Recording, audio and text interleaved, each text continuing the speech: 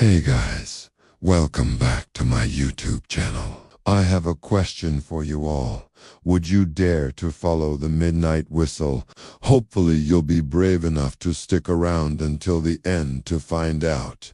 And if you do, I promise it won't be long and you'll find out just how scary it can be. But before we begin, please don't forget to leave a like and subscribe so that you never miss any of our most terrifying stories.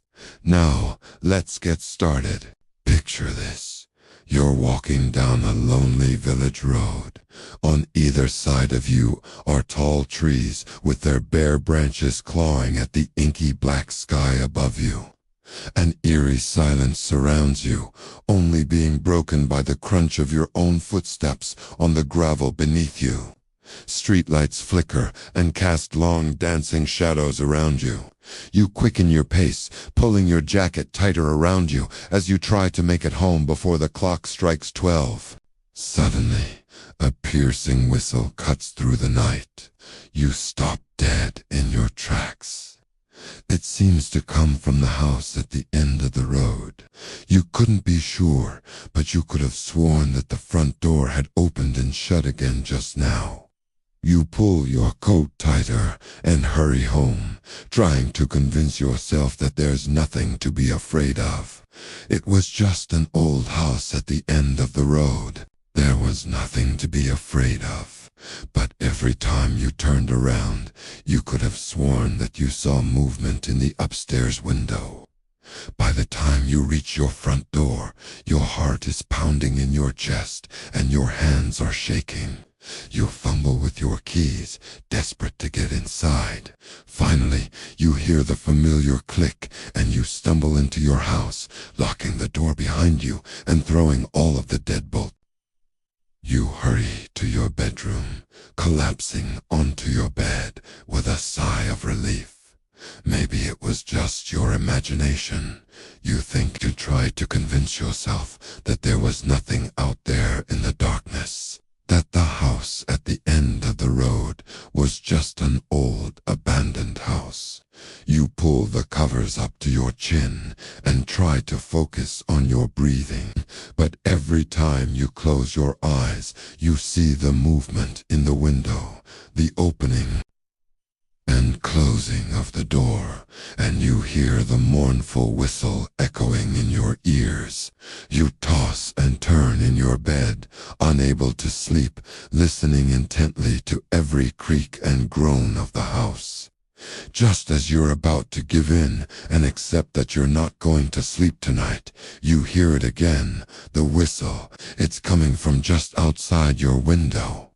You throw off the covers and creep closer to the window. Outside, the wind has picked up, whipping the trees into a frenzy. The sound of the whistle is unmistakable. It's coming from the road. You pull back the curtains and step onto your balcony. Looking out into the darkness, you can see a faint light flickering in the distance. It's coming from the house at the end of the road. It can't be a coincidence, you think. Why else would the power be on in an abandoned house? Summoning your courage, you decide to investigate. You climb over the balcony wall and jump down onto the grass below. Then you start walking towards the light, towards the house at the end of the road. As you walk, the ground seems to grow darker and the air colder.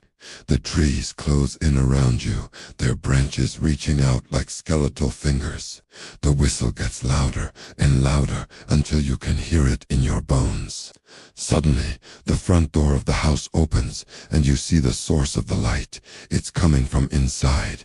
You hesitate for a moment, wondering if you should go in. Curiosity gets the better of you, and you push open the door and step inside.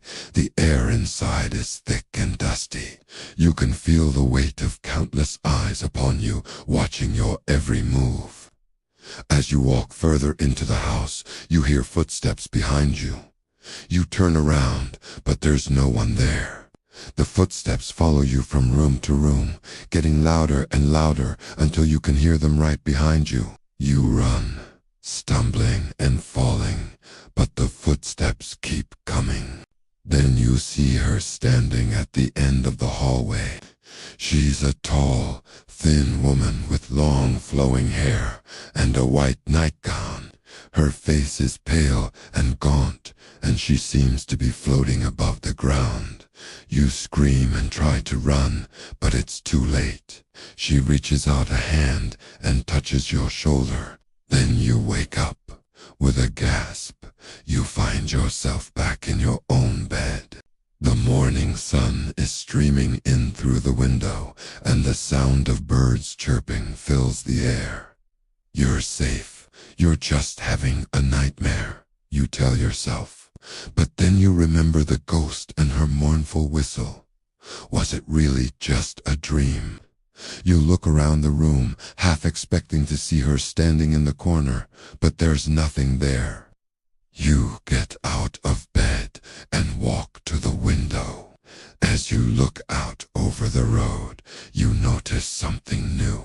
There's a small crowd of people standing in front of the house. You grab your phone and run downstairs. As you unlock the door, you can hear the townspeople talking. You join them on the road and ask what's going on. They tell you that there's been a death in the house. The ghost who's been haunting the road has finally moved on, but now they're left with the mystery of who she was and how she died. As the townspeople disperse, you find yourself drawn back to the house. You want to know more about the ghost, about the mournful whistle that led you to her. You knock on the door and wait. No one answers, so you open the door and step inside. The house is dark and dusty, but there's a sense of peace here that you haven't felt before. You explore the rooms, each one more empty and desolate than the last. In the attic, you find an old diary. You open it and begin to read. The diary belongs to a young woman who lived in the house 100 years ago. She writes about her life, her hopes and dreams, and the love of her life, Cree. But as the pages turn, her entries become more and more frantic. She writes about a mysterious illness that's taken her family and friends, and how she feels like she's next. The last entry is dated 1 year before the house was abandoned. She writes about how she's heard a strange whistling sound in the night and how she believes it's the sound of death. She knows that she's going to die soon, and she's scared. The diary falls from your hands. You look around the room, suddenly feeling very alone. You hear the sound of footsteps on the stairs. You turn around, but there's no one there. Then you hear the whistle. It's coming from the window. You rush to the window and throw it open. The wind rushes in, carrying with it the sound of the whistle. You step out onto the sill and look down. The ground is far away. You can hear the ghost calling to you, her voice a mournful whisper in the wind. You can almost hear her whistling. Would you dare to follow her? Well, would you dare to follow the midnight whistle? Let us know in the comments below. And if you enjoyed this horror story, be sure to leave us a like and subscribe so that you never miss any of our most terrifying tales. Until next time, don't forget, some doors are best left unopened.